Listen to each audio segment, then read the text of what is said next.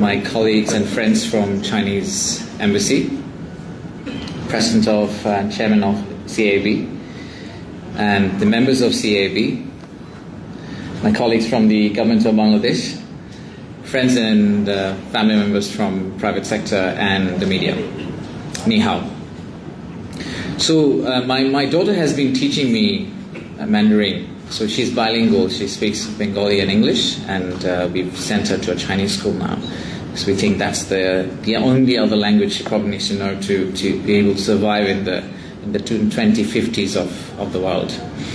So the new words that I've learned yesterday, I'm just going to try to see if that works. She says that these words are interesting. She says that I need to know. One is wasai, apparently means wow. And then there's another word called, she says it's very well used in social media, called liu lu lu. It means very cool. So, anyway, so look, I've been very lucky to travel with the chief advisor to China when we met the Honorable President in China. And one of the takeaways from that was we should at least be China once a quarter as Investment Development Authority. So we're trying to do that now. We are actually about to travel to China towards the middle of this month to, again, promote investment into Bangladesh and work as close as possible with the Chinese investment community. As the Honorable and our friend Ambassador had mentioned, that China is definitely, in our opinion, the most likely biggest investor for Bangladesh in coming years and days. And that trend is very clear, even from the government of Bangladesh's side. So to be able to do that, we definitely need to help the potential Chinese investors feel a lot better about Bangladesh. And there's nobody else better than CEAB to be able to do that for us.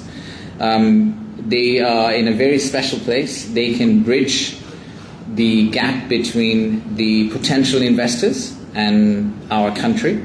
They are definitely also in a position of trust. So something that CEAB says to Chinese investors is far more valuable and useful for Chinese investors relative to what we say to them. And from the report, I take there are multiple beneficiaries from the report. One, first of all, thank you to CAB for reaffirming the commitment that they have, these existing investors in Bangladesh, they have for our country.